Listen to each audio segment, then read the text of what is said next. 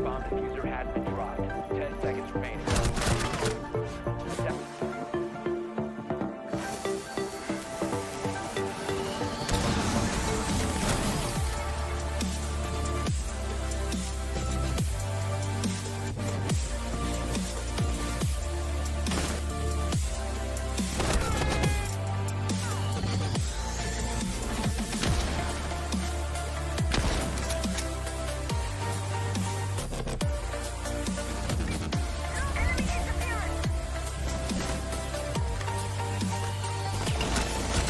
Drop the bomb diffuser. 5 seconds remaining.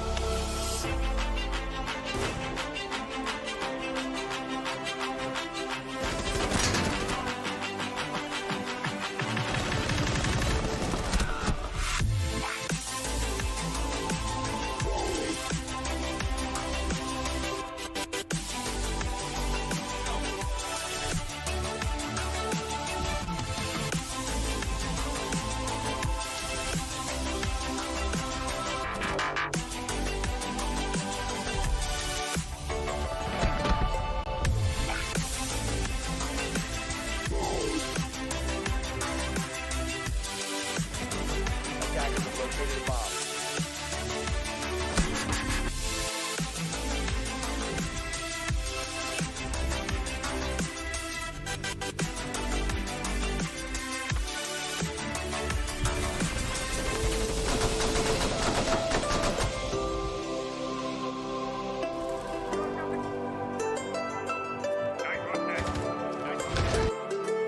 Drop the bomb diffuser.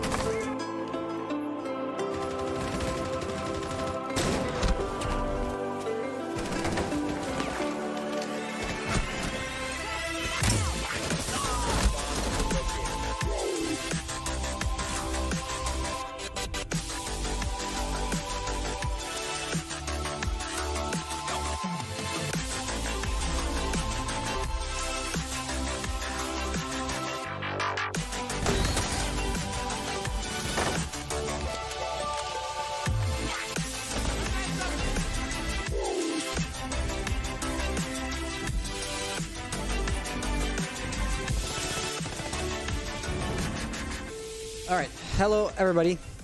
How are you all doing? I hope you're doing fantastic. On my end, or on our end tonight, we're gonna be two casters for your pleasure, for your viewing pleasure today. Oh gosh, I'm on a VPN. Okay, this is bound to make the connection stutter. Let's just disconnect. The stream might blink for a millisecond. But yeah, I was still connected to the VPN, and that was bad. On another front, OBS has disconnected. It will try to reconnect. Yeah, please do so, because that is not enjoyable at all. So we're gonna be having MishMash Gaming playoff against Arson Esports today. Okay, OBS, you gotta reconnect now. We are losing way too many packets here. Yeah, MishMash Gaming against Arson Esports. Okay, they're reconnecting in 14 seconds, so it's making an attempt every 36, I believe. And therefore, the amount of time we spend offline is gonna be quite substantial. Though reconnection successful. Okay, that is good. And the good/bad news is, after having reconnected, it is going to resume where we left off. So basically, the delay has just been increased, making so that nothing content-wise has been lost, but whenever the chat is going to talk to us and whenever we're going to try to respond to that, the delay is going to be so much greater, and it's going to be so much harder to maintain a conversation. So we will be playing, like you've seen, Kafe tonight. MMG. will be starting on defense. And I believe that is basically the extent of what was important for the beginning. So without further ado, by the way, Madro, thank you very much for preparing this. Really useful. Yeah, let's not visit Twitch Prime right now. We don't really care too much. Oh yeah, and this can be closed down because we're not going to be needing it right now. Please let me have the mouse though. Yeah, no worries. Yeah, the mouse can be a huge burden when you have the simultaneous remote control. So create online. Also, let's not forget about Central US. I have messed up once in the past. You know it. Yeah, I do. I was a player, and let's say we had a player on the other team. Well, two players who had like 115 ping, so we literally couldn't see him while they were peeking. And let's just say we didn't like that match. I can only sympathize with you. It was my mess up, so it's my mistake to I want to say repair. But yeah, I can only imagine the pain you felt. And the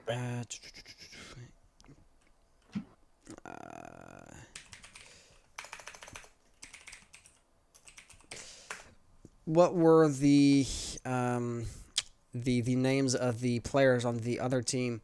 I have no, because that roster changes up quite a lot. Let me just revoke your mouse access. Yeah, I'm gonna revoke the mouse access because that is becoming. And the keyboard while I just set up some things, and then in game you can just put my keyboard back. Oh wait, you're no longer in the computer then. Okay. Okay. Wait, am I? No, you still are here. That's weird. Yeah, you're still moving the mouse. Okay, let's just shut down Parsec as a whole. Yeah, no worries. Restart. Restart Parsec. Okay, now that we're in here. No, you're still moving the fucking mouse. Surprise! Why? I just shut down the remote control. Quit. Okay, now you're no longer supposed to be there. Okay. You're still there. Just Alt F4 out of there. No, because I'll Alt F4 your game. Okay, give me a sec. Give me a sec. So... Oh, and I'm in a remote control. Because I was in a remote control environment. Because I was RDPing into my second computer. Okay, let's restart that. Bruh moment. That didn't add up. I thought I didn't have these things opened. So yeah, we were talking about Google Doc. Oh, no, I can't access your... Oh, there you go. All right, perfect. Had I not shut it down? No matter. Let me just, okay, real moment right here. So, DL, Titan Leagues teams, Arson Esports, you guys are right here. Dat Boyd, alright. Dat Boyd, I believe, will be the team captain. Dat boy, has he changed? Okay, let me just ask the players.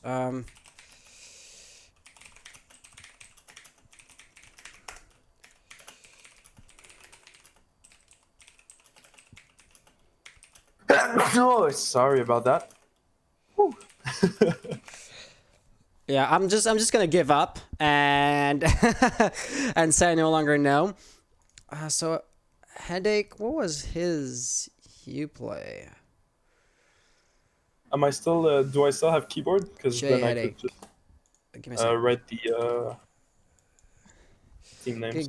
Give me a sec. J Headache, I believe, could still be on the team.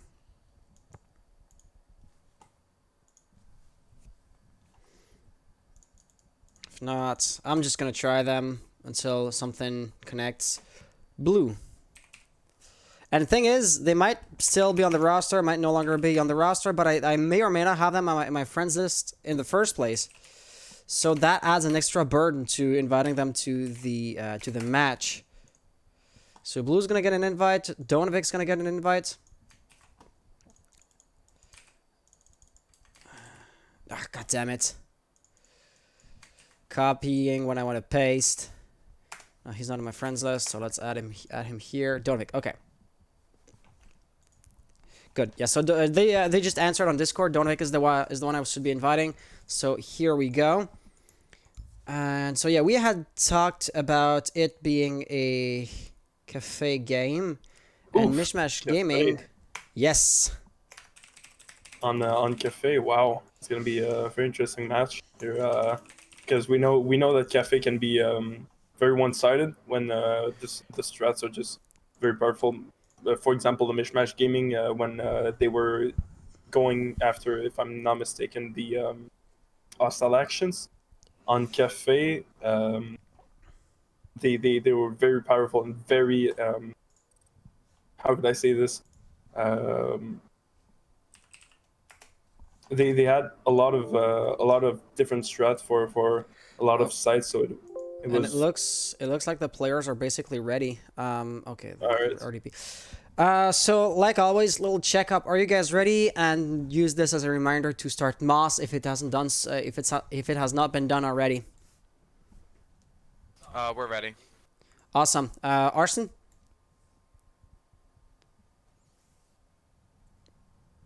I know this isn't a rat, right? I'm sorry. Did I? I don't know what he said. I didn't get that either. Did you get it, Madro? Absolutely not. Unfortunate. Well, all right then. All right. Well, I'm still gonna be It waiting just says for. it's running, right? That means it's good. Oh yeah, yeah. If it says it's running, you're good. Okay. Thank you. So if you're talking for the rest of your team, would you be ready? Kyle's still figuring his thing out. Okay, no worries. Kyle. If he doesn't, I'm protesting this game. I mean- I agree with that statement. I don't never like Kyle. So at the end of the day, they're here.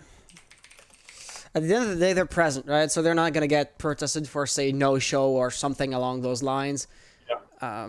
I mean, the rules do mention 15 minutes, but we're not gonna be that rigid. We're not gonna be saying them, oh, you guys were there, but you weren't ready, or anything along those lines.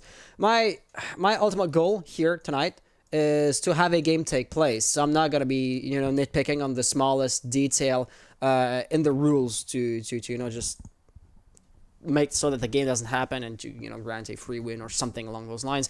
This is not why we're running the competitions at the end of the day. So Exactly.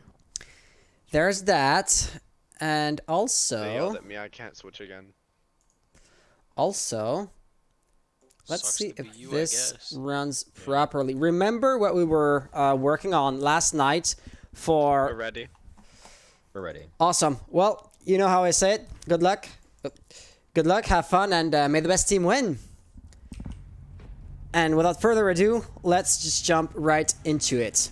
Let's do So- this. Alright, Kafe Arson Esports versus MishMash Gaming. It's live right now on Hans IV4's Twitch channel. Let's do it. Only one little thing. You have made an error or a mistake Did I? regarding the team's nationalities. Mishmash are Canadian, but Arson are American. So it's the other way around, actually. But, it's a fairly small mistake, and we're just going to glance over that. Yeah, Kafe as a map is really well known. It has undergone a rework, but at its core, it still is one of the launch maps. So a lot of strategies have been figured out already. And nothing is, or very, very little is still surprising to us as far as this map goes. You know what I mean? So Thatcher and Montaigne bans. Montaigne's size, it looks like a target ban, but other than that, yeah, Tony's saying, well, duck me. Other than that, the push is basically always going to be top down. You enter in from the top floor, and then you drop down a level, another level, depending if the bomb set was to be on the second, first, or third, second, or first floor. But yeah, looking at those bans, is there anything that catches your eye? Honestly, I mean, the Montaigne can be actually very powerful here on maybe on kitchen or on bar. But other than that, no. I mean, we see the Womai getting banned here in Kafe, which is actually a very, very powerful ban if we're considering the control that he has over piano or cigar. So on this, I mean, Womai can be pretty much a target ban for Kafe, but not really for the teams. I We have seen, I do believe, Tony, if my memory is correct, say something along the lines of, well, screw me, I'm not going to be playing Montaigne tonight. So it does appear to be a known fact that there is a Montaigne main on the MishMash team. And it's also something worth pointing out because Montaigne, as an operator, can be really, really good. But not every team is going to have a Montaigne main. So it's kind of the thing where you either... take the risk of banning him, knowing that maybe or maybe not there's going to be a Montaigne main on the other team, or you don't take any chances and you ban, for example, here Thatcher had been banned, so let's say Maverick to make sure that the electrified walls will remain intact. But by doing so, you're taking, like I said, a certain risk. So it's always up to the players, and in that instance, they had the total knowledge of the fact that MishMash like to be playing Montaigne. So there you go. Yeah, I mean, it's pretty much a safe ban here for if I'm not mistaken, the MishMash who banned Montaigne. Or no, Arson who banned Arson Montaigne. banned Montaigne, yeah. So yeah, it's pretty much a safe ban if well, I mean, if you don't know the other team. So if you don't want them to be using a shield, I mean, you just go for the Monty ban or maybe the Maverick ban, depending on their situation and pretty much on the map. But other than that, it's yeah, I mean, it's a safe ban. So if we were to look at the beginning of the round, because the attackers are going to be spawning in, so that composition is not exactly what I would have been expecting, to be honest. Like we said, you will typically drop in from either the hatch or the skylights, and the typical push would see the attackers drop down red hatch, breach that reinforced wall, and then possibly attack through the freezer, or failing that, through one of the doorways or corridors. But you might want to bring, for example, greater hard breaching capabilities, because Hibana is likely to use a significant portion of her X-Kairos simply breaching, the red stairs wall. And by doing so, well, you have nothing left for the hypothetical freezer push. So Hibana is good in the fact that she can breach or hard breach from a distance, so she wouldn't be exposed to the roamers, unlike Donovic once he drops down like he did right now. And you're going to be seeing Kenny with the roaming game apparently get a first kill. He was hanging out in the white stairs area. Where was the kill at? Oh, somebody must have been trying to rush up the white stairs. Blink is going to pay the price of his, well, inadvertent brazen push. And that is going to be a first advantage for MishMash Gaming. Oh, here Blue didn't see the Gibby's head here in time. Unfortunately for Gibby, him not having the reflex of his life, not being able to take down Blue. He's actually oh no, it's not Kenny's. Wait. Gibby. Here the double kill Jackal with the double kill, who's gonna get refragged here by Tony. Him being in bathroom watching white stairs with a shotgun, he could do a lot of damage here. How does he not get the kill here? The toxic babes. Yeah, how was that not lethal at that distance? Yeah, and he didn't obviously potato, or he didn't just miss his shot here. So that's gonna leave my jaw dropping to the floor. Wow, I'm stuttering. But yeah, so the thing is, your smoke has a great potential to shut down the push from that entire section of the map, making it so that Blue and Dreadful, they have no choice but to push through Cigar Shop, maybe mezzanine, maybe directly through the doorway. But ultimately, their push is going to be extremely predictable, and they're going to be paying the price. Blue now finding himself in a 1v3 situation, 30 seconds remaining on the clock. He does have Diffuser, and he has 3/4 of his health remaining, roughly. But the good news ends here. 20 seconds, 1v3 situation, and no real way to plant the Diffuser is going to force him into a deathmatch situation, which he cannot really win, especially if he was to pick Tony at that range. He is once again going to survive, but not a second time. MishMash Gaming, as such, will be winning round number 1 with a fairly decisive fashion. I don't want to attribute such a complex round to a single factor, but I believe that losing your Ashe so early into the round, simply because you didn't drone out enough, simply because you didn't know somebody was going to be on the white stairs, that I feel like it was a simple mistake to point out, and let's just hope, for Arson Esports' sake, that they're not going to make such a mistake again. I mean, totally. It's like if the Ashe, if she had droned before, she could have done a two-way push with her friends, which would have been, for example, the Hibana and the Sophia. they could have pushed, for example, the smoke in bathroom, or maybe the maestro in the white corridor 90. So that was a lost cause. I mean, when we lost the Ash so early in the round, it just blew the round off and pretty much gave the full advantage to MishMash, because we all know that that the Ash is pretty darn powerful. So yeah, unfortunately here for the Arson, who's gonna do a little early mistake, is going to lose this first round, and we're going to be seeing now round number 2, them going, if I'm not mistaken, into library. Exactly. And, wow, we never, well, actually I never saw library being pretty much played in the second round of an early game. So I honestly, couldn't tell you if I've seen it before, but it is extremely rare. That is for sure. The idea, of course, being that you want to, let's say, throw Arson Esports off guard. They were absolutely expecting to be pushing the kitchen area, and they handpicked a composition to, you know, push that bomb site. And seeing as we're not going to be attacking there, they will now have to kind of adapt their composition in a situation or in a role which it wasn't meant to be in. Not that Arson Esports' composition is inherently weak, it's just not specialized in attacking reading room. And a pretty good example of that would be the verticality. You do have a Buck, granted, but Buck can only do so much when destroying the entire floor. For example, Sledge, since Buck no longer has the frag grenade, Sledge would have been a really strong pick if you want to just, you know, let Death rain down on the defenders. It is also going to be, assuming you can get control of the top floor in the first place, which Dreadful seems to be working towards, and that is going to be a first kill on Gibby. So Gibby, who got the first frag last round, is going to be the first death this time around. No, it was Kenny, wasn't it? Oh, goddammit. Like you said yesterday, all of the gamer tags end in a Y. It makes the tonality extremely similar, and it leads to this kind of confusion. But Kenny's gonna get yet another kill. And well, Kenny actually with the refrag here on for Gibby, his buddy. Here, if I'm not mistaken, yeah, Blue is already pretty much on bar, waiting for the refrag. To refrag here the castle. Kenny was gonna take a little bit of HP here.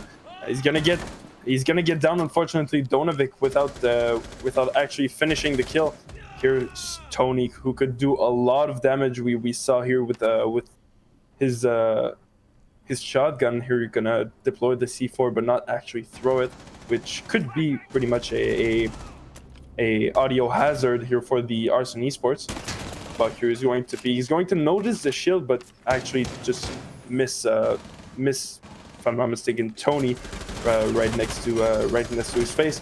It's going to be a 4v2 situation here. 1 minute left on the clock. Donovic, who's going to get shut down here by Tony. It's going to be a 2v3 situation here. Advantage to Arson Esports. Tony is just going to rotate here on the top. Both defenders are rotating actually, and this is going to be really strong. You can entirely shut down the plant of the diffuser from the top floor. He is going to get the kill, but it's too little too late. Diffuser has now been planted.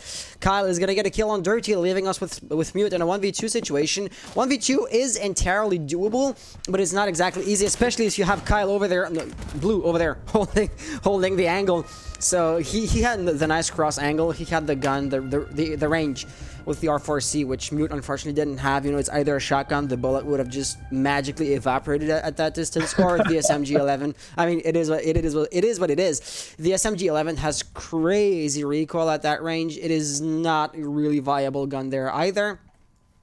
And I mean, in practice, SMG-11, I mean, if you want to shoot at a distance, I mean, it's pretty much luck if you get a headshot, because you're going to be starting to aim at the feet and just get a headshot, a random lucky headshot. So I mean, it's pretty much a loss. It was not a lost cause here for Tony, but it was pretty much a lost cause here, the Ash versus Tony. So yeah, I mean, Mute here had a good chance with close quarters with shotgun and SMG, but unfortunately with Ash, mostly with the R4C, it's unfortunately pretty impossible. Not impossible, but pretty impossible. yeah, let's say highly unlikely. Exactly. Let's just underline one little thing. So in MishMash Gaming, they went and they used usually tertiary bomb site the second round at their second chance, and you would think to yourself, oh, they did that to throw Arson Esports off guard. They wanted, or maybe they just really do like to defend here, but they still had the odd choice as far as I would say the consensus, or as far as the community as a whole goes. And it does seem like it was not just a one-off thing, or it doesn't seem like it was just the one-off bluff, since they're going to be going here again. So basically going all out. At the end of the day, it just didn't work last time, and Arson Esports, though they were not exactly ready or ill-prepared for the push, ended up being successful. So my question is going to be, MishMash, what you just did visibly didn't work out. What exactly are you going to be improving or innovating on? Because once again, if you were to use the exact same recipe, you might realistically expect the exact same result, which didn't end up panning in your favor. So yeah, that would be my little, I want to say, hesitation regarding MishMash's choice of a bomb site for the third round here. Well, I mean, here, if Gibby didn't peek his window like he did last time on Blink, if I'm not mistaken, no, it was Dreadful. It was Dreadful, the Zofia. Yes, right. But if he didn't peek actually this window in particular that we're seeing right now, it would have been a win here for the MishMash, because it would have been another player live to keep the top. And we saw, I mean, Kenny did a wonderful job trying to keep the top, and the smoke after Tony, sorry, not the smoke, the mute, did a wonderful job too to try to keep the Buck and the Thermite, if I'm not mistaken, on outside of the. Oh, Mute is going to just jump out of the objective here on. He's gonna do the kill on Dreadful. I'm missing a lot of my words right now, but I'm just a little bit in shock that he would actually have the ball to do that. Well, it looks like he's going to be received by Kyle on the first floor. And to be honest, I think this is one of the advantages MishMash ended up having in that situation. They just went against that attack, so they knew what kind of push to expect, and they knew how to counteract that. The results are going to talk for themselves. It is going to be a refrag situation in the White Stairs, but still, Donovic is in a 1v2 situation. And even though and he's not going to be seeing the Donovic, unfortunately, X-Ray here with the perfect timing here on the Buck, who's just looking away right as he peeks. It's unfortunate Poor here. timing. Yeah, exactly. It's unfortunate for the Buck, but here it's going to be a round one here for the MishMash Gaming, who pretty much nailed that round. I mean, 3v1. Absolutely. No excuse here to lose it. So good job, MishMash, and unfortunately, Arson, you're going to have to push a different way when you see the MishMash going in library again. So here we're going to see the MishMash Gaming going kitchen. So basically the second most played site here in Kafe, who's actually going to be played in round 4. What are your thoughts on that? So yeah, we wouldn't expect kitchen to be picked that late into the game. Once again, considering that MishMash just won 2 rounds. And by the way, they could have gone back to bar. So MishMash really are having the odd, say, choice of bomb sites. At the end of the day, it seems to be working out more or less for them. Like, at the end of the day, they are in a 2-2-1 situation, scoreline-wise. But still, they are doing the unexpected, say, movements and picks, which is bound to keep Arson Esports guessing. But at some point, the advantage of surprise is going to wear off. At some point, Arson, they're going to realize that you are going to go wherever, right? And at some point, they're no longer going to be handpicking a composition to attack exactly this one site. They're going to be grabbing more, say, versatile and flexible situations, or flexible and versatile compositions, which is then going to make it so that your bluff is less and less effective, if they're even bluffing. Because once again, they did not seem to be going reading room, ironically, last I checked. So maybe the bluff or the disinformation is not even their end goal, which, if it was to be the case, congratulations to you, because your strategy is so intricate and has so many little details that we cannot even backtrack or, say, reverse engineer it. If we don't even understand it, it must be powerful, is what I'm trying to say.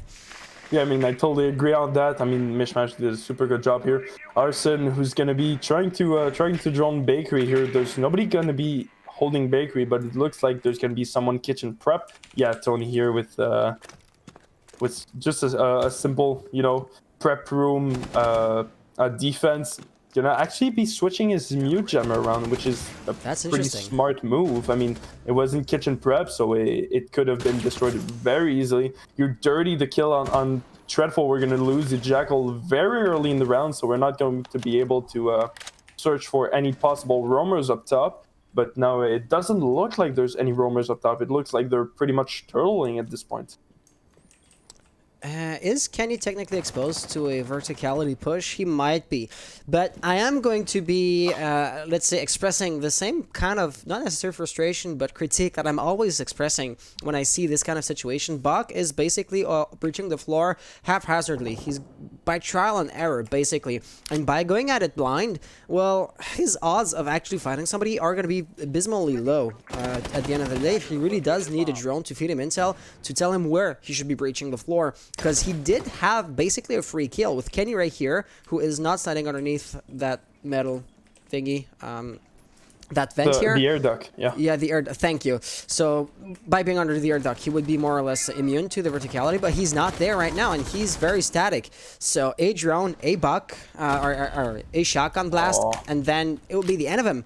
But unfortunately, it's going to be the other way around. Kenny is going to get a kill, and he's going to be making so that we're going to be seeing a 5v3 situation. Donovic seems to be waking up, but it's just too little too late, and even then, he doesn't even get the kill. So A+ for effort, but A- for actual execution. He is going to be redeeming himself by getting a kill on Dirty. That is a beginning, but it's only the beginning, right? It was the very first kill Arson Esports as a team were able to get, and they've lost 3 players in the process. Plus, Donovic has lost roughly half his health, so their chances of winning the round are looking pretty bleak. Donovic with a triple kill. Okay. 2v2 now.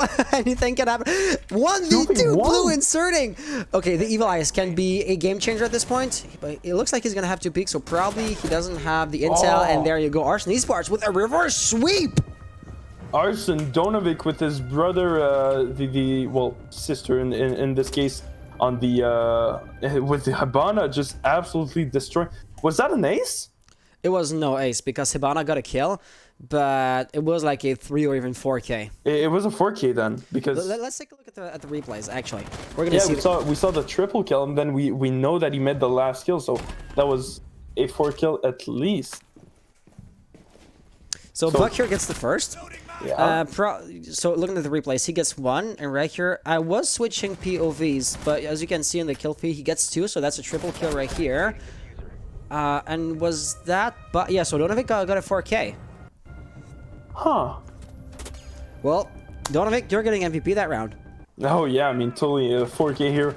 Just we were just talking about how he wasn't getting any kills and how he wasn't helping pretty much the team on verticality. But he's actually going to be saving the round with an absolute beauty of a quad kill. Yeah, so let's just say he was a sleeper. He just needed a bit more time to wake up than the rest of the team. But once he wake up, boy did he wake up. So we're going to be seeing another bar defense, and we were talking about how MishMash Gaming seemed to be going, if you look at it at a glance, basically at random whenever they go, or how they end up picking their bomb sites. Because they could have gone bar right starting at round number 3, so they're like 3 rounds late to go back on their primary bomb site. So my question is, why did they wait so long, considering the big success they had when defending here on the first round? And let's see if they are going to be able to replicate that success, because as always, you won here once, but you also showed your hand. Now, Arson Esports are going to know what kind of defense to expect, and hopefully for them, they will know how to counteract that. Case in point, that Claymore. Yeah, I mean, here Kyle, who, if I'm not mistaken, it was Dreadful actually having a very bad experience here on that window. Yeah, him just getting run out, yeah, by Tony with an absolute beauty of a kill with his SMG-11.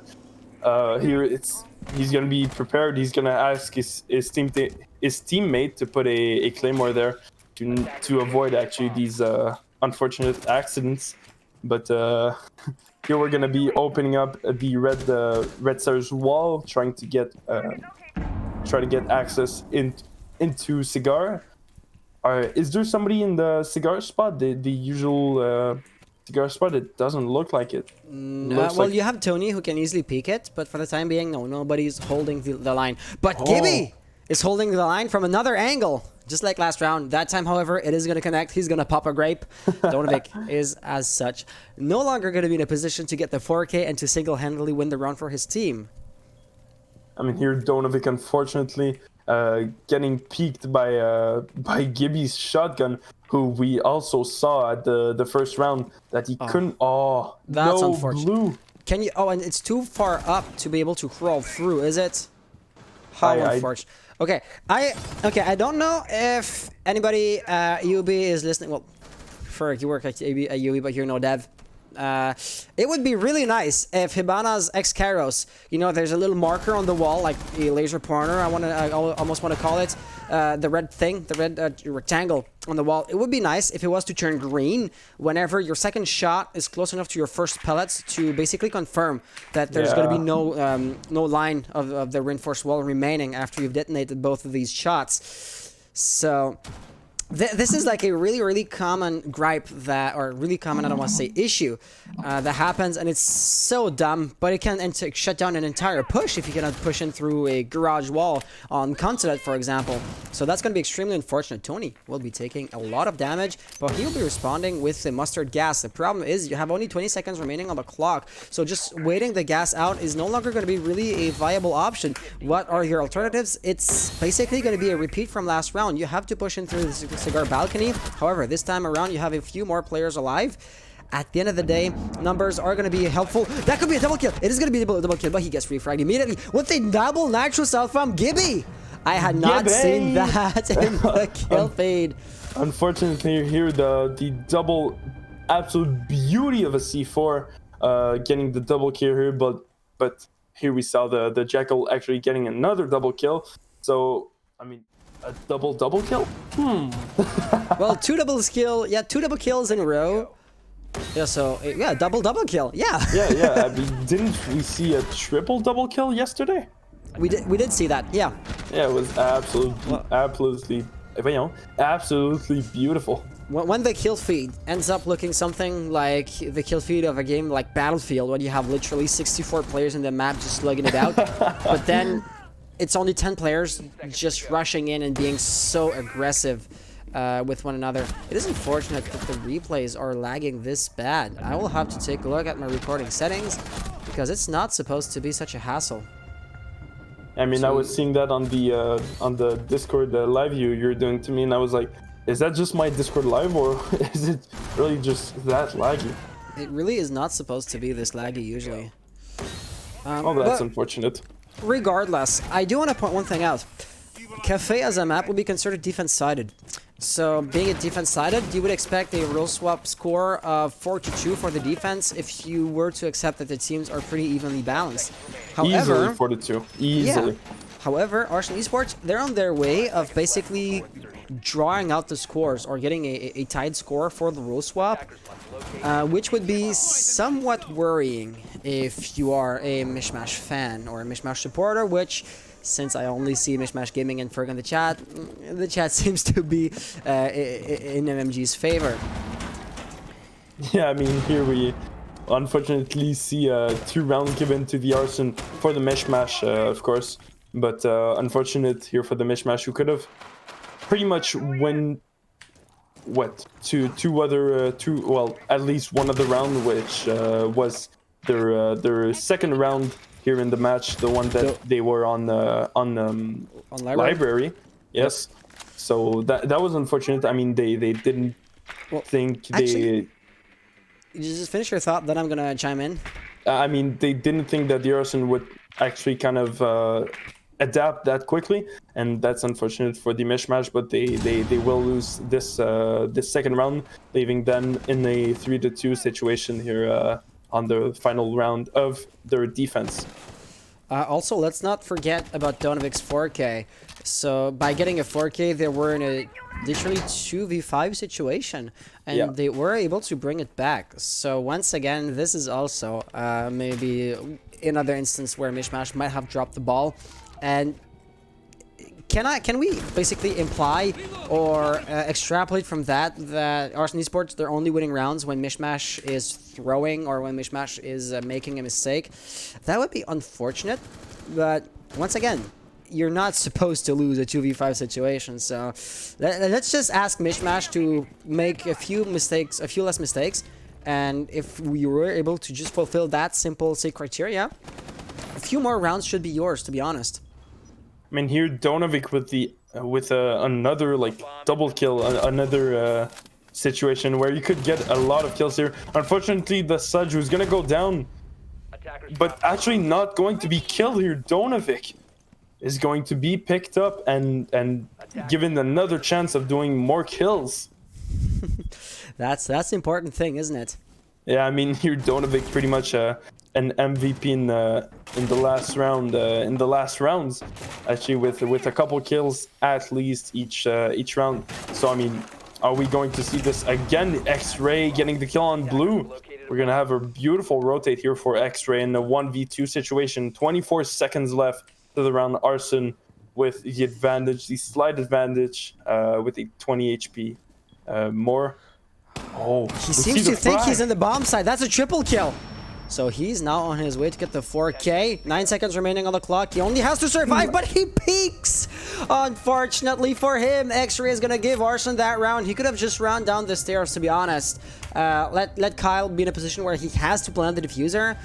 And even then, he was receiving insult from that evil eye, apparently. Or most likely, actually. And yeah, that is the kind of thing that we were talking about, right? Basically, every single round, MishMash made a major mistake, which you could realistically argue led to Arson Esports winning the round. So basically, having a tied score because MishMash is committing too many mistakes is not encouraging in the slightest. They can still absolutely make this, but they are now going to be facing the attack. Due to the rule swap, they no longer have the intrinsic advantage of the map being unbalanced. And yeah, once again, when the odds were basically in your favor, you were barely able to tie this. I don't know. This game is not going the way I personally expected it to. Honestly, I mean, we saw the MishMash yesterday with I mean, some beautiful rounds. They would dominate some of the rounds against, if I'm not mistaken, the Unique Esports? No, it wasn't the Unique. It was... They played at Astronauts. Right, they played at Astronauts. And yeah, they dominated some of the rounds, what, 4-1, 4v1, some rounds like that. And now we're seeing 1v2s, 1v3s against them, and sometimes winning them.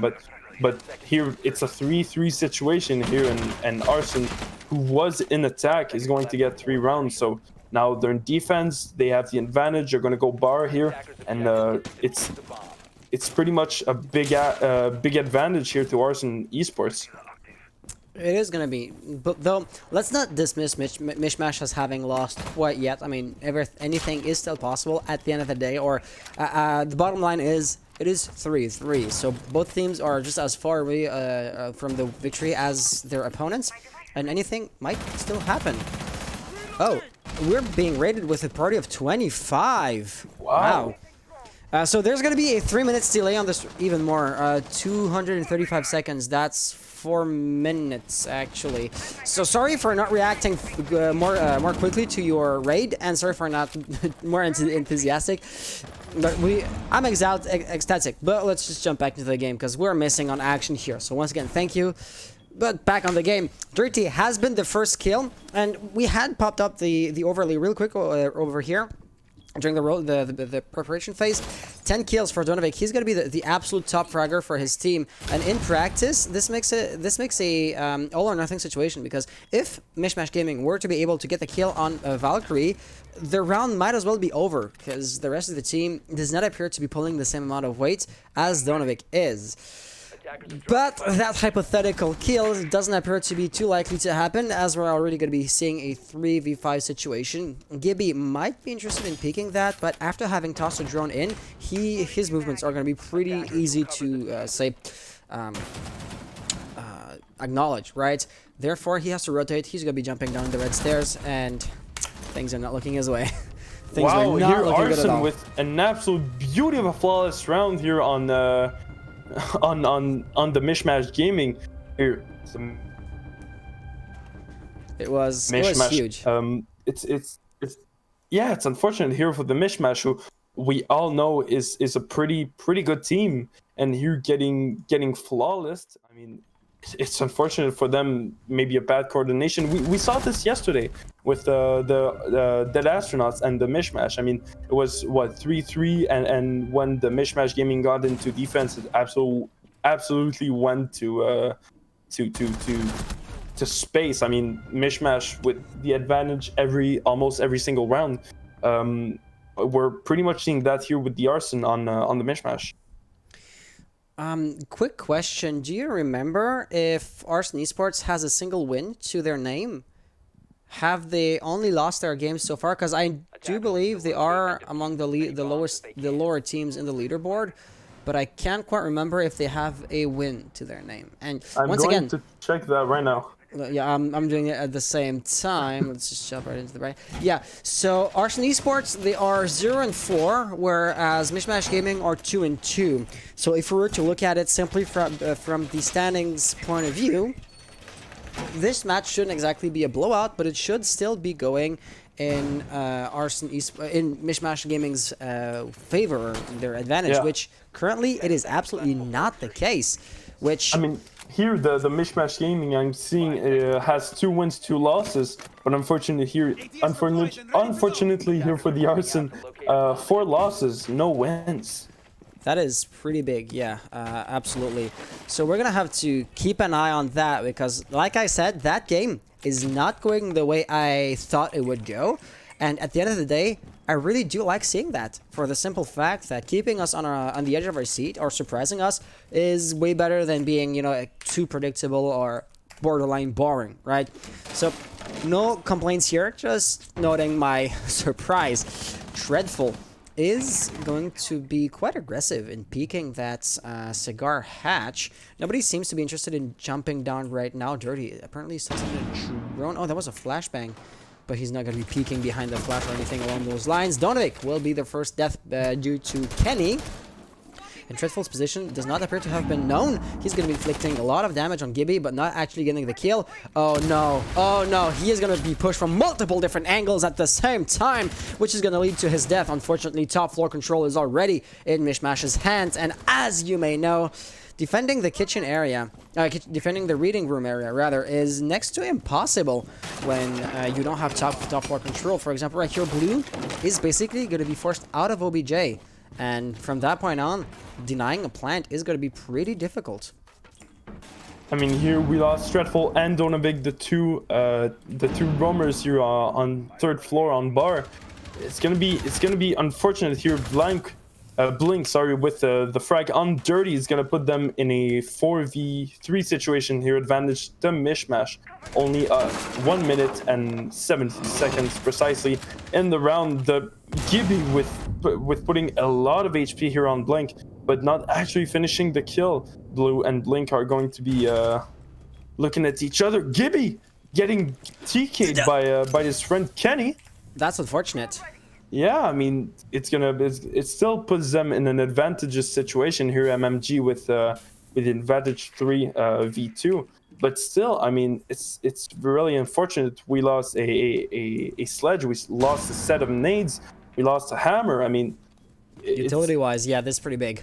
Yeah, it's pretty darn big, honestly, and there's a drone. Okay, he saw it. I was thinking he wasn't shooting down the drone pretty quickly here, so I figured he was having tunnel vision or something along those lines, and having, you know, constant information on Blue's position could have been huge. X-Ray has beautifully tossed a flash grenade, but it's not going to last forever, and Blue is likely to deny the plant. But that is not counting the fact that Tony was still in the picture, preventing the frag from happening, and as such, diffuser has now been planted.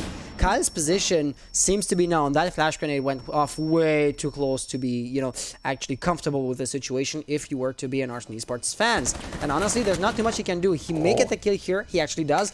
But then you still have Tony right above him. Tony who's not going to peek. Tony who's not going to be taking any kind of risks, right? Jumping on the bar here tells the whole story. But then Kyle has no choice. basically is going to get flashed here. And of course, the predictable outcome is going to happen. Top control on this map, or on this bomb site in particular, is everything. And Tony has just proven that to us. So the defenders, they had what, 2 roamers up here? They might have, maybe they ought to have sent 3 guys up here. That may have made a difference.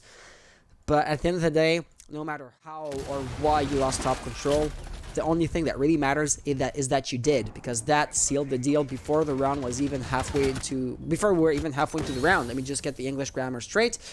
And yeah, that's basically all there is to say. I mean, here, yeah, it's really unfortunate. We saw the castle and the Jaeger here getting fragged pretty much instantly. The castle putting a little bit of HP on, if I'm not mistaken, the sledge, but not enough to actually make him suffer quite as much, or make him in a down situation. So yeah, here MishMash was actually going to win this round. It's going to be a 4-4 situation. Arson with a beautiful beautiful, I mean, some beautiful rounds here. Unfortunately, not being able to throw the MishMash down. We saw the mute, if I'm not mistaken, here on 1v2 situation. Beautiful kill on the thermite, but not enough to kill the Ash, who was on top. It's unfortunate, but you know, it happens. Slight correction, it was a smoke. The guns are going to be exactly the same, but the utility was slightly different. Yeah. At the end of the day, does it really matter? Not really. But yeah, and if I was just to use this as the spin-off point of a different conversation, you can see that the composition for Arson Esports is going to be ever evolving. Basically, the idea being they don't have a specific set of operators that they're always going to main, but instead they're going to be adapting their composition to the task at hand. For example, right here, apparently Smoke would not be the best player ever, so we will be seeing the Vulcan shields making an appearance when it comes to denying the plant of the diffuser. Let's see if it's a good or a bad idea, because Smoke at the end of the day does basically the same thing. But for the time being, Blink is going to get a first kill here. That is going to be Kenny biting the dust extremely early on. But Kenny was far from being the only one that was attempting to push from that angle. The one tap just not happening, but was it ever close? Dreadful is going to know he shouldn't peek this again, but the Nitro Cell is going to get the frag. Kyle with a perfect toss. This is not yet the end of the push, because X-Ray is still here, but as a whole, the angle here has been basically shut down. I mean, yeah, here losing Kenny and Dirty here, almost 1 minute into the round. It's gonna be, well, let's say it's. I'm having a loss of words here. Tony with the kill on Blank, well, pretty much a refrag here on the Jaeger, but here Dreadful. If you saw, he got hit by one tap by Dirty, but it actually didn't register. Register. Yeah, I'm sorry. But Dreadful, we heard the hit marker, as it is in Rainbow Six, but we didn't hear anything. We didn't see anything that could actually potentially be a loss of HP. So that's unfortunate here. Kyle, who wants to ban the trick but is not going to be able to do it in time. Here it's still an advantageous spot here for the Arson in a 3v4 situation. So X-Ray does have the high ground. He's going to be in the stairs, and he can thus look pretty far into the objective from that vantage point. But ultimately, his angle, his line of sight is going to be pretty narrow.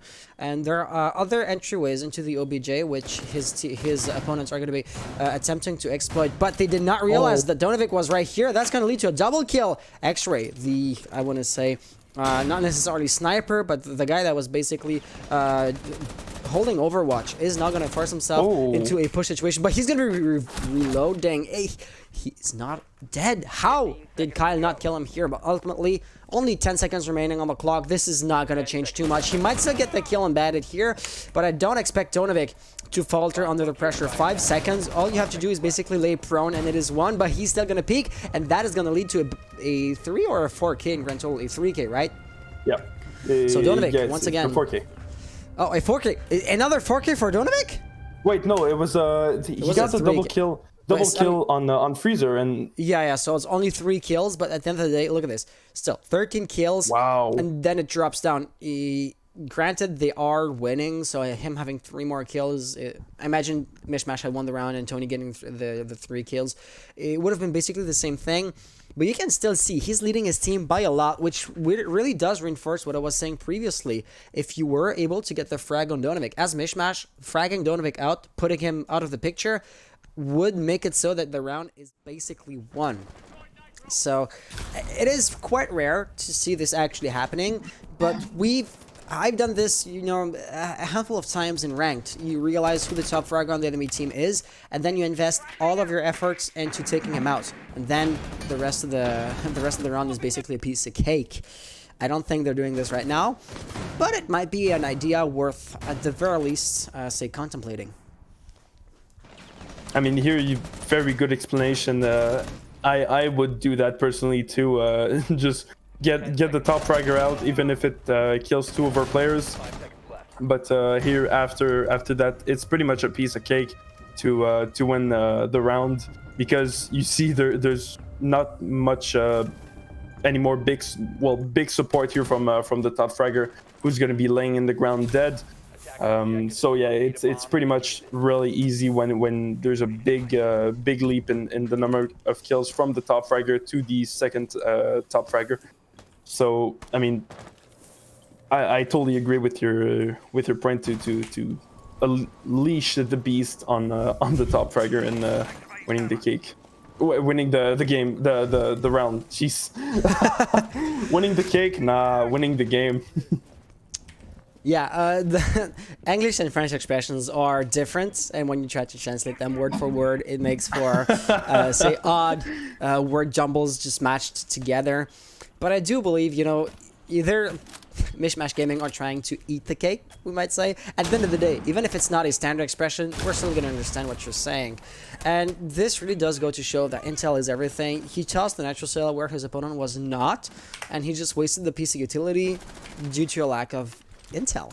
So Valkyrie cameras on the roof are pretty easy to shut down or to shoot down. But just like the buck a few rounds ago that was opening up the floor haphazardly, when you know actually what you're doing, your rate of success is going to shoot up dramatically. How did Gibby die here? There's no roamer. No, wait. I would have said he maybe dropped. Did he try to like toss a grenade up and didn't cook it long enough and it came back down through the hatch or something along those lines? Because once again, he didn't get shot at. That's for sure. And this is going to be a really unfortunate situation because, well, he's going to be down to 20 HP, which might lead to his kill to Dreadful's hands, and therefore X-Ray, last player alive, reloading once again. He's going to be low on ammo and low on health. Actually, his health just dropped down to 0. Arson Esports winning yet another round. And what's the scoreline right now? Is it already a match point situation? 6-3, if I'm not mistaken. 6. It is a match point situation. 6-4. Yes, here the Arson in a match point situation, who could actually be winning their first match of the season. And so here, I mean, are we going to see this? Is the MishMash going to unfortunately lose another game, or are they going to come back up and put themselves in an overtime situation and take a chance to be in defense, which here they had the advantage, like we saw in the 6 first rounds, but I mean, it doesn't look like it here. The Arson just absolutely pretty much dominating these past few rounds, and yeah, I mean, it's the MishMash. You gotta wake up, man. Locate and defuse as many bombs as they you're absolutely right. We kind of touched up on that earlier on. Arson Esports having a 3-3 scoreline for the role swap when they were attacking, and thus gaining the upper hand by having the easier side right now. This was huge, and I wouldn't dismiss MishMash outright just yet. Like, I wouldn't say, oh, this is a point of no return. Like, the gap between the two teams isn't too big that I don't realistically expect MishMash to be able to mount the comeback. It could happen, but they are going to be finding themselves in an extremely critical situation. Last time we defended Reading Room, MishMash Gaming won the round, however. So this might be, you know, the flicker of hope that they need.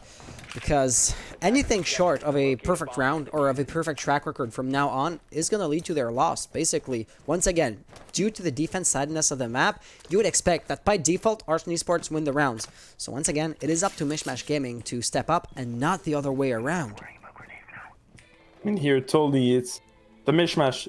They have to wake up. They have to analyze their maybe offensive strats. They have to not waste any more time, even though we know that they don't waste any seconds. And that's going to be very hard here for the MishMash to actually adapt and waste even less time that they would normally waste, which is pretty much none. Blink with the first kill here on Kenny. Dreadful taking a lot of HP from that frag grenade. Unfortunately for the MishMash, not getting down nor killed, and Blink getting flashed. I really thought it was Tony here who got flashed himself. But no, it looks like Blink and Dreadful who are still going to be up top roaming and even getting a kill on Kenny.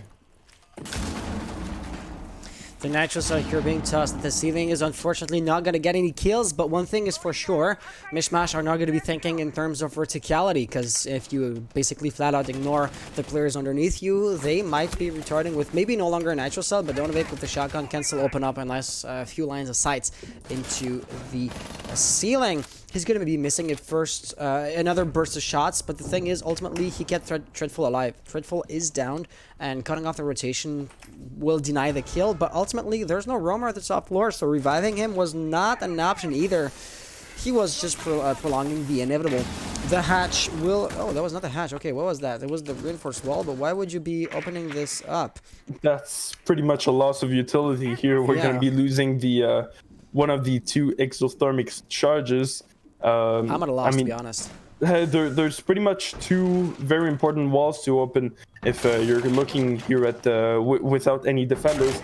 It's going to be the reading room, the left side wall here that we're seeing on Blue's perspective, and the fireplace room, which is the fireplace near the walls near White Stairs. Sorry. So here it's unfortunate loss of one of the utilities. Here the Arson in a 2v4 situation. The second smoke, was going to be thrown here in the extra. Yeah, they're still blind. So that was a port toss of the smoke, and he's still not. Wow, okay, Blue is going to be shut down from the verticality. Donovic has to rush up. He has to get the top floor control. If not, he can only dream of destroying the diffuser, and he will not be in a position to actually do it. No matter how many players are on the actual bomb site itself, it is going to be of little importance. Time is extremely short. Unlike any of his enemies, he still has all of his health, so that is going to be looking good. He gets a first kill. We'll be trading a few bullets worth of damage in return, and to be honest, things are looking bleak, but not so bad, because both of his opponents are going to be in a one-shot kill scenario, and with the shotgun he has a pretty good shot at getting the verticality kills, especially if you drop down here. But unfortunately, the timer was not waiting for anybody. Even though Gibby ends up getting the kill, the timer was down to 5 seconds, so the round was already lost at this point. So, like we said, MishMash Gaming, they have to get basically a perfect track record from now on if they want to get an overtime situation. For the first round, they did. The next question, and the answer to this question, is single-handedly going to decide who wins the game. Or MishMash Gaming going to be able to win 2 rounds on attack in a row. Because if we were to look at the historical data, Reading Room is the only bomb site on which MishMash were able to win as the attackers. And you're not seeing this because of the replays, but beneath the replays, the attackers, Arson Esports, are going to be defending Kitchen. And as such, should history repeat itself, MishMash Gaming would be doomed. Yeah, I mean, here the MishMash, who just really has to push on this next round, really all their energy going to this next round to put themselves in an overtime situation. Here the Arson, who just needs to win a single round here to win the match. Here they're going to be going Kitchen, which is a pretty good, a pretty good site to be defending, apart from if you lose the top here. For example, Gibby could take the top and just completely open up the floor of Kitchen. Well, the floor of a train, who is going to be the ceiling of Kitchen. Yeah. Yeah. One thing that I do want to point out, though, is that the setup, the composition, and overall the, I want to say, habits and movements of Arson Esports will be fairly predictable because they did the exact same thing last round. Like it is a strategy, they practice it in scrims and everything, so they know exactly what they have to do. But they don't seem to be very flexible on their, initial setup, preparations, and all that good stuff. So this could be one of the advantages that MishMash might be facing here. They went again that strat once. They lost there, granted, but they now at least know what to expect. And hopefully for them, if you were to be a MishMash supporter in the chat, you could imagine that they know now how to counter the strategy, which they weren't able to do the first time around, because of the advantage of surprise and because it was all new to them. For example, right here, this could be a first kill, but it is going to go Arson Esports' way. Once again, MishMash, they're not allowed any mistakes. Is that one mistake going to be fatal? You can still, get the comeback at the refrag, but unfortunately, Kenny was basically alone, making any sort of refrag situation basically impossible. And as such, Dreadful is going to get an unpunished kill. I mean, here Arson with a beautiful 5v4 situation here. Already made the MishMash lose 1 minute and 10 seconds precisely here in this match point round.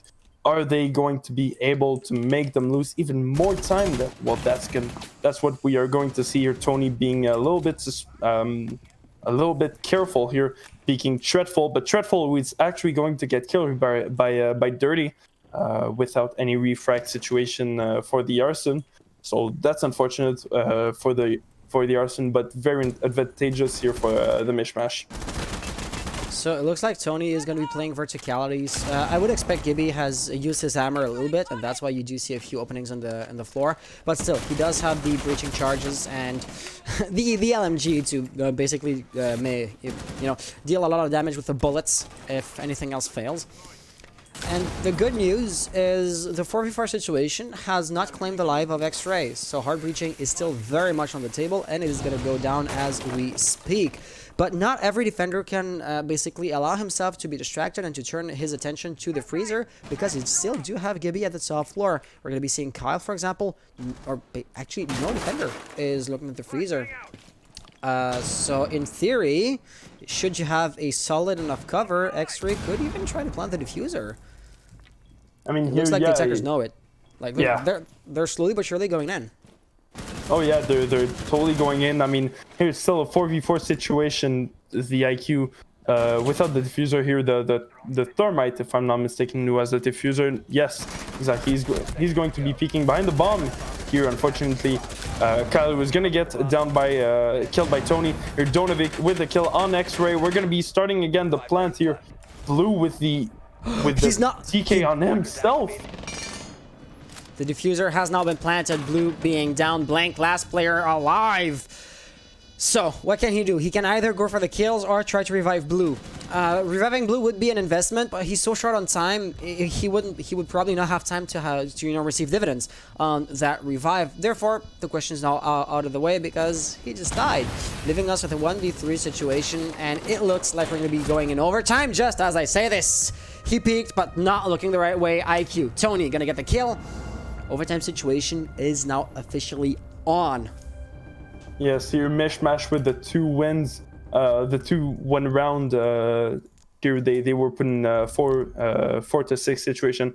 Now putting themselves in an overtime. It's going to be very interesting here to see if the Arson is actually going to be capable of pushing back the MishMash Gaming. The Arson again going in overtime in defense.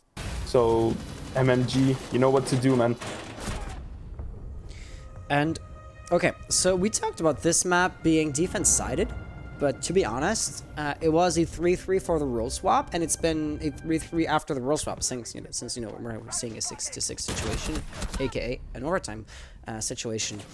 So, my question to you would be, is this map no longer defense-sided? Like, has something changed in the meta?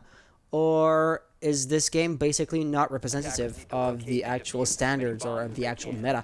Because I have seen a video from Reaper on YouTube basically stating that the reading room was now the best room or the best bomb site in the map.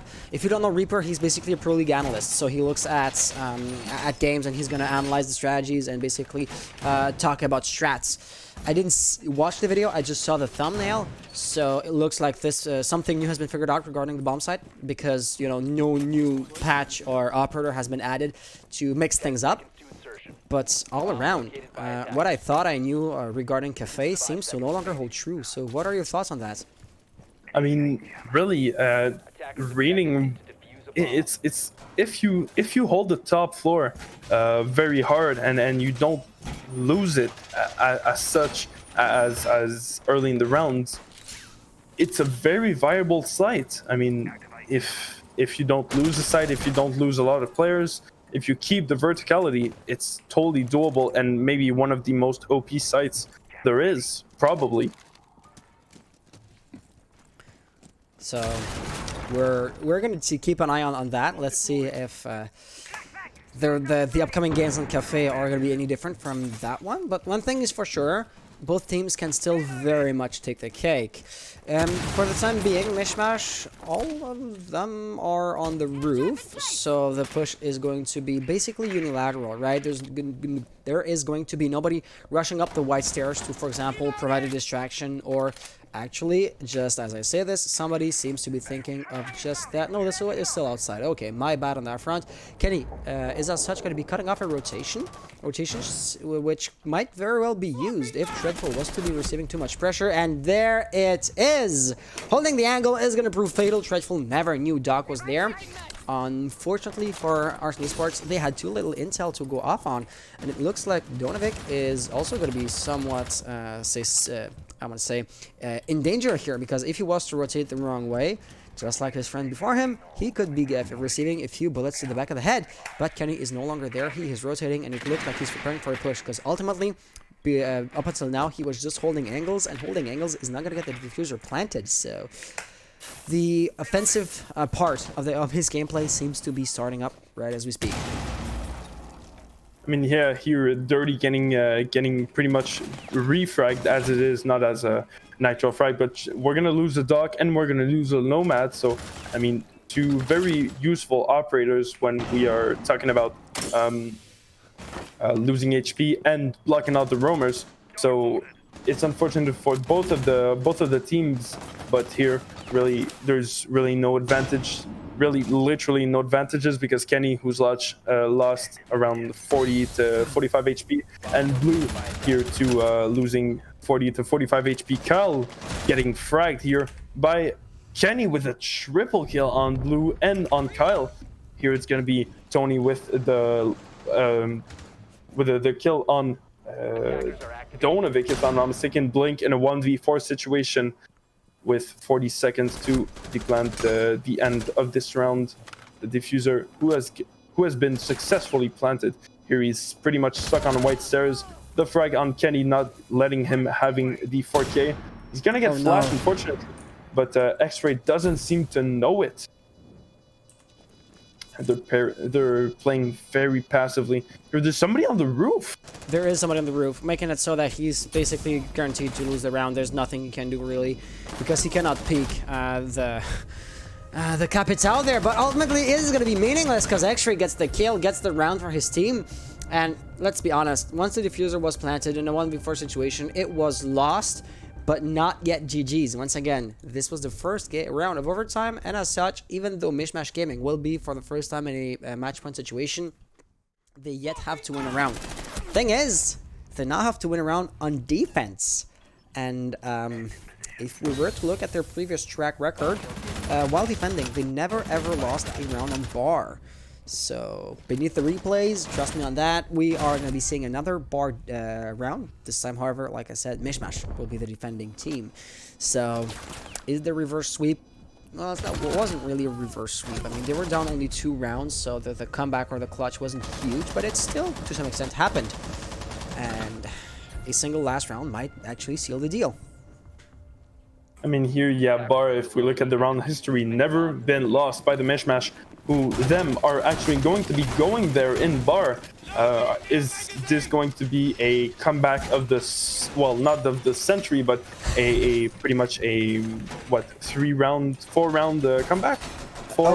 Actually, yes, you're right. Like, they won 2 rounds in a row to get this into overtime. They won the 3rd round just, a few moments ago to actually take the lead.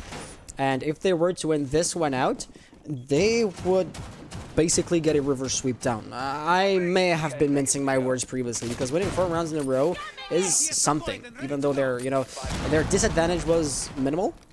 But not taking a breather, not losing a single round once you actually brought it back to an equilibrium state, that's the actual accomplishment here. Yeah, totally. Here it's going to be a very tense round here for the Arson, who's going to be in attack. Them actually not that, bad in attack. We saw they won 3 of the 6 round when MishMash was in defense. So it's totally doable here for the Arson, who's actually dominated the past few rounds. If we're talking about the 6-4 situation here, advantage to Arson. So it's totally doable and capable for the Arson to come back into an overtime like final match point, 7-7. So is that what we are going to be seeing here, or is the MishMash going to take this match, this round and this match, to leave the Arson with a 5th defeat? So one thing is for sure, Arson Esports, they know that their back's against the wall, and they're acting accordingly. Whatever they were doing before doesn't seem to be working out too well, right? They are, once again, backs against the wall. And therefore, they're trying something, I don't want to say new, but unexpected. And that would be the wide stairs push and verticality, thanks to Treadful with his shotgun and Buck with his utility. And that's going to be a kill on Dirty. Dirty's head will be popped through the floor. That's going to be huge, actually. Utility-wise, nothing too major, but he has a really great gun, and his fragging potential, since he's not, like, stopping what he's doing to, for example, jump on a Evil Eye to gather intel or to deny a plant. Dirty... fragging Dirty out was really big. Kenny seems to be intent on dropping down. He wants to play it aggressive, but he was expected. Arson Esports now finding themselves in a 5v3 situation. A double kill can happen pretty quickly, so I wouldn't think to myself, if I was in Arson's shoes, that the round is already won. But they just have to not make a mistake. They simply have to not trip up, and the round's going to be theirs with a Nitro Cell kill. We're going to be seeing a refrag on Gaby right here, but still, Diffuser has been lost. You have to attempt to plant it a second time. It is going to go down, but X-Ray not getting a kill in a 2v3 situation. I want to say ironic thing is, the 2 operators that are still alive are the operators that were in a position to deny the plant, and yet they failed in doing so. But the kills are definitely happening. He's just out of range. He yet still gets the kill. Donovic now in a 1v2 situation. If somebody can get the double kill, it will be him. He's the top fragger for his team. He has a good gun, and he knows exactly where Tony is going to be. Don't potato that. That would have been extremely embarrassing. Now, X-Ray has to come back up the stairs. His movements are going to be extremely predictable. Donovic doesn't seem to know that he was downstairs, though. Holding the angle quite passively. It is going to be good round. MishMash Gaming, unfortunately, losing that due to the timer. No matter what happens kills-wise, X-Ray is going to be too little too late. Unfortunately, here for the MishMash Gaming, who was 1 round away from winning this, they're going to be put in an overtime final match point. It's going to be very interesting, don't you say? Oh, it is going to be major. Those games are the best kinds of games out there, simply because you never know who's going to win. You don't know how it's going to go, and therefore it keeps you on the edge of your seat till the very end. Oh, my graphics were on high. That's why the replays are lagging a little bit. So, what can I say? Both teams are going to have extra incentives to win it out. MishMash Gaming, they are 2-2, but the 2 maps they've lost in overtime. So, losing by the skin of your teeth is extra irritating. Also, Arson Esports, they have yet to win a single match. Well, actually, they technically won a game, but due to them failing to provide MOS files, I had to give them the defeat on a technicality, but anti-cheating is a major factor of the integrity of those competitions. So it is what it is. They, through skill, assuming they didn't cheat, were able to win a game. But the scoreline ultimately isn't going to care about that, because another rule has been broken in the process. So Who do you think is gonna take the cake? Spam the chat with the team that you are rooting for, and let's see how it goes. The interesting thing is, by virtue of having the attackers win it out every single round, we are gonna be seeing Bar played for the 3rd time in a row. This time, Arson Esports are going to try something new once again, because once again, you have to win on defense. So, what can we expect? A lot of intel with Valkyrie and your Maestro. Thing is, you're not going to have too much plant denial capabilities, especially if the Evil Eye goes here and not on bomb side. So, planting the diffuser, like Arson Esports did to MishMash just a round ago, and like MishMash did to Arson 2 rounds ago, might still be very likely. I mean, yeah, here the Arson in defense. Yes, in defense. Yeah, Arson are defending right now. Yes, so Arson defense here having the total advantage here 3 times in a row. Bar is going to be played here. I mean, there's really nothing to say. It's an overtime match point situation. Here, the MishMash versus the Arson, it's really 50-50. Oh yeah, absolutely. I mean, it is quite literally 50-50. Both teams have just as many points as their opponents, and both teams have proven that they're quite successful both on defense and on attack. So for the life of me, I could really not tell you who's going to take it. The first team that gets the first kill, which is going to find himself in a 5v4 situation, is a team I would de facto say are likely to win the round simply because of their initial, numerical advantage. But that has yet to happen. The Doc, the pick of Doc was quite interesting. He went down there by the pillars area to hold a long angle on the window. Nobody ended up, breaking that barricade. So his initial angle that he held, anticipating a push, ended up being useless, I want to say. And having 2 defenders drop down is going to be quite interesting. Will Donovic stick a nitro to the ceiling? It looks like he's going to be doing that. He needs intel though. Oh, and they do have a camera. That is huge. Oh, I don't think it's No, here X-Ray taking okay. a lot of HP here. Just like, I mean, he escapes the C4 with only around 10 to 15 HP. So it's unfortunate here for the Arson who missed a C4 and wasted a C4 here on this blink. The first frag here of the round. Who Kenny here getting fragged by Kyle. That's huge. That is huge. Tony with a beautiful refrag on Kyle, while it's Tony with the double kill here on blue. Dreadful, who doesn't seem to be having any more of his stim shots. His stim shots, yeah.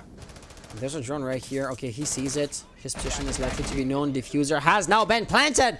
We have seen the attackers win it out 2 rounds in a row. Is the streak gonna hold true? Is MishMash Gaming going to win this? He can still revive his teammate and put this in a 2v3 situation, which would be already way less intimidating than the 1v3 situation. However, I do not see this round going Arson Esports' way, simply because you once again do have Gibby on the roof, and Tony is not going to be exposing himself either. X-Ray is is hanging out pretty far back as well. So the attackers, MishMash Gaming, know exactly what is up. You do not have to peek, you only have to play for time, and there was just nothing in the 9 hells Dodovic could have done here. Even if he's the top fragger of his team, even if he has an excellent track record, only getting kill after kill after kill, there's only so much you can ask for a single player, and MishMash have found and exceeded the limit of his capabilities, thus winning the game, winning the round, and taking an officially positive ratio to their name, but also inflicting a grueling defeat to Arson Esports. Like I said regarding the other team, the Phoenix Rebirth, who also are 0-4, you can still come back, you can still win every single game you have going forward, but you already have played 4, or in this case 5 of your games, so you only have so many rounds or so many upcoming games to use to win and to come back, and the leading teams aren't going to exactly wait for you to let the comeback mount. So there's that, right? Your odds, unfortunately, are getting slimmer by the defeat. Yeah, I mean, here, congrats to the MishMash here, getting a slight comeback here from a 4-6 situation into a 7-8 winning situation. So congrats here to the MishMash. So let's try to get the players in the Discord to have an interview go on. Let's see if they're actually interested in having an interview in the first place. Have we interviewed MishMash before? I don't believe we have, but Kenny says sure.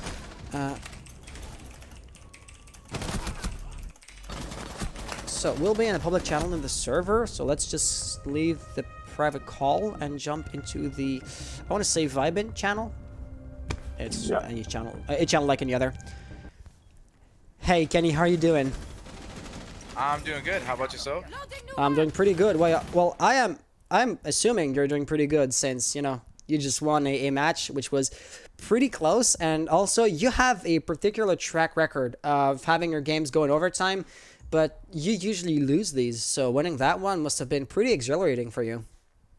Yeah, we definitely needed the win. And I think only one of our games didn't go to overtime, and we won 7-3. But yeah, when we get in overtime, it's tough, especially that 7-7. Going up against top floor and Kafe wasn't easy. So let me ask you a question. I myself spend way more time casting than playing. For reference, I'm not even ranked this season yet. And we've noticed that Kafe doesn't seem to be just as defense-sided as it once was. And, I mean, as far as I know, there has not been a major update, rebalancing, or no new operators, obviously. So what exactly has changed in the map to make it so that we had a 3-3 situation for the first half, and for the second half, basically, you also had 3-3 rounds won for either teams to have the overtime situation. So how and why were you less successful in defense than you would have been previously? The biggest thing is how easy it is to breach walls. Like, people have figured out the way to get freezer wall and the roam clearing, all that kind of stuff. But at the end of the day, it just comes to gunfights. And if you play aggro on offense, good things tend to happen on Kafe. And they did a great job on that. And then we did a good job as well on attack. I see. Well, thank you for that, because that was definitely something that was lacking to my general knowledge. Another point I would want to touch up on, it kind of feels like the rounds that you've lost for the first half when you were defending, you lost either because Arson were able to mount a comeback, thinking about round number 3, round number round number 4. 4v2 on Kitchen. Yeah, exactly. And you know, the other rounds that you lost, you also made a mistake here and there. So were you kind of worried about losing it to too many mistakes, because they seem to be more frequent than what I would expect from you guys? Yeah, it's difficult because we've got 2 new players that we haven't played much with, because we added them right before the weekend of 4th of July and all that going on. Yeah. So a lot of our mistakes come to communication and not really playing with each other, or not playing much with each other before that. So it was definitely tough, and little things got into our way. I mean, it was the same thing with our last game. But I thought overall we're getting better and better, and especially after the game starts going, like, we start pretty slow. By the end of the game, we kind of warm up. Yeah, I definitely did see you guys warming up, because we were commenting on that, Madro and I. The runs that you're losing were due to an unfortunate mistake, but that kind of observation or comments stopped around the halfway point. So you definitely did step up your game there, but at the same time, your win rate was basically the same, so we could argue that Arson also were able to step it up. Madro, do you have any questions for Kenny? Because I'm beginning to be at the end of my questions here. Well, no, actually, congratulations to you guys for winning this and putting yourself in a positive win-loss. And I mean, congrats to you guys, and we'll see you next week, pretty much.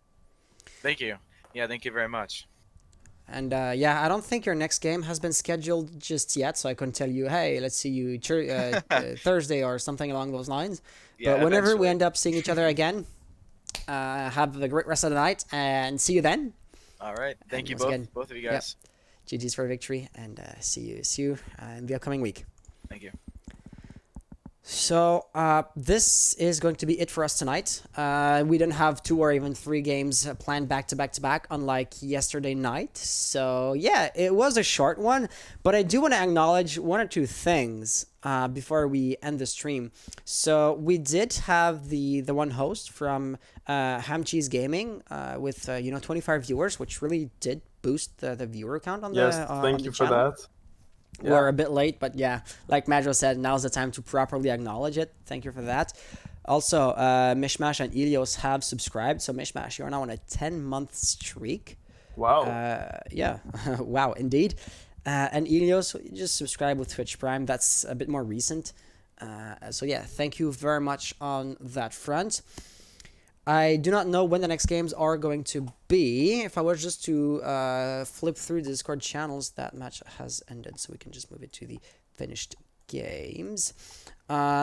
Players were looking. Oh, there's a match 8:30 p.m. Thursday, but it's quite likely that another one is going to be scheduled before or in between.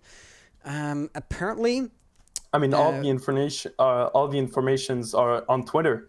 I mean, if you guys want to know everything that there is to know, just follow us on Twitter at DL League Off for official. And well, I mean, all the informations, the winners of each match are posted there. Oh, have you posted? Yes, I posted it the minute it Bro, you're it came a fucking out. machine. Yeah, so Madro right here is basically the social media manager, and he is on point. So yeah, the Twitch, the Twitter profile is only, I think, two days old, but we already have a good amount of publications on there. So congratulations to Madro. We're of course going to be launching Twitter channel specifically dedicated to the org. So eventually, the matches are gonna migrate from my channel to the other one. But you know, the channels will be hosting each other to make the transition as seamless as possible. So there's that. No need to worry for the time being. Also, one thing I do want to point out is that we ended up hitting 64 viewers at some point. Yeah, 70 viewers actually, if I'm not mistaken. Yeah, 70 viewers on the stream. It was pretty impressive, honestly. So I don't exactly know who, why, or how, because like for example, Ham Cheese Gaming hosted us with 32 viewers, but that doesn't explain 72. You said 70. Okay.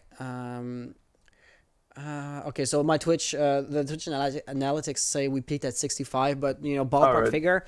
Yeah. The 32 viewers host still doesn't explain that. So I don't know who made a major announcement on Twitter. MishMash, have you announced it on like your Discord or something along those lines? Whoever or however we ended up reaching that number, it was a pleasant surprise. So thank you for everybody for being here. Yes, thank you very much. And I think this is about it. Madro, do you want to talk about maybe the summer cup, because that is another tournament that is extremely similar to ours, which you are also the main caster for. So you know, you just gave me an hour of your time tonight. That's the least we could do. Well, I mean, there's really not much information to say about the summer cup. It's the registrations are already done, so it's pretty much like right now I'm having the season. But I'm having trouble coming up with the name of the Cerberus, if I'm not mistaken. This Cerberus league tournaments. Yes, right now, if I'm not mistaken. No, this is the Titans League. Titans League, yes. So it's pretty much like the Titans League. We are in the middle of the season right now, pretty much. I mean, onto the end, 2/3 of the way. So it's every week there's a certain number of matches to play. You have 7 days to play them, and it's pretty much what we're doing right now. And there's really not much more information to say about apart from upcoming infos that are going to be very honestly very cool and very nice for you guys to hear in the next few weeks. So should we announce something right now? Because I mean, we've told this to a few players, like a few members of the community one-on-one, but we might as well make it a public announcement.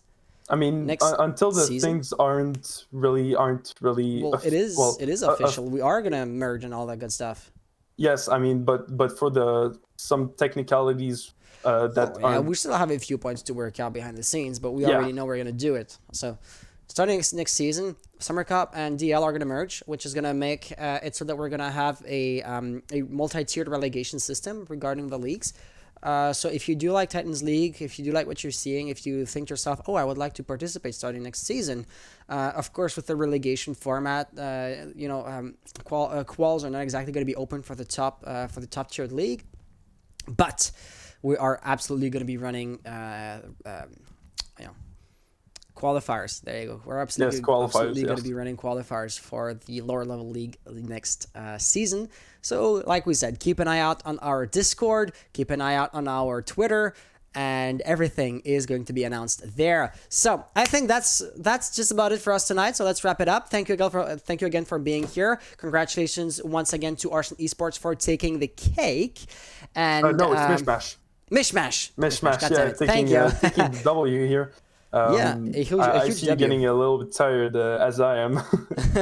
So, let's just say once again, GG's to the players, and we'll be seeing you, if nothing else, next Thursday. But once again, I fully do expect another game to be scheduled in between. So let's see you whenever the players feel like it, basically. Until then, have an amazing rest of the night, and take care. Thank you. You too. Bye-bye. Operators.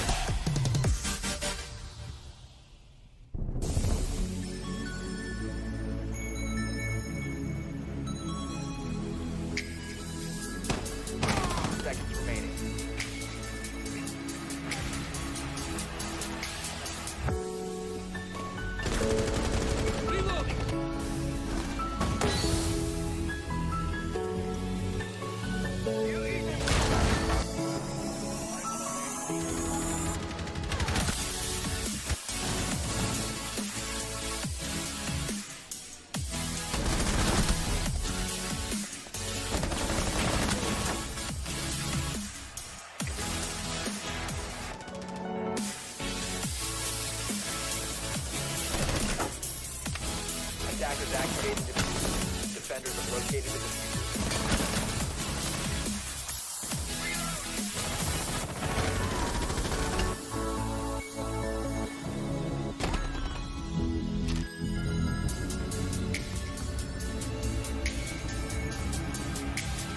Hostage located.